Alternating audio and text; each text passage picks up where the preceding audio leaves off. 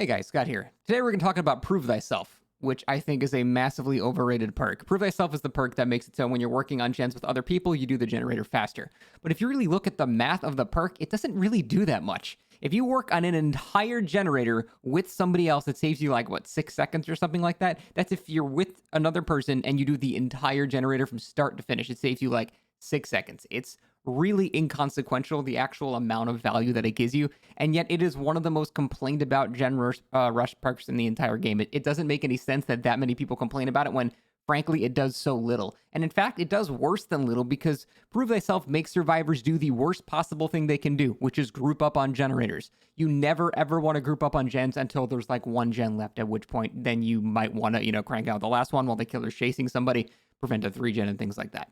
But everywhere up until that point, you never ever want to be grouping up on gens, and the only way you get value from Prove Thyself is if you do the thing you're not supposed to do, which is group up on gens. So even if it had more of a benefit, I still wouldn't run it because it still increases the chance that the killer can now take 2 people off a generator, which is double the slowdown as opposed to just taking 1 guy off a generator. It's just sort of basic math that if a killer can take 2 people off a gen, it doesn't matter how fast they're doing that gen, it's going to be more value than taking 1 guy off a generator. And so what you have to do to make Prove Thyself works against itself because you're actually probably going to end up losing more time if the killer comes near you because now he's pressuring 2 people.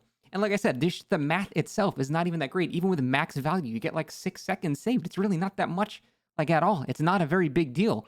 And there are so many other perks in the game that offer way more value in terms of finishing gens properly.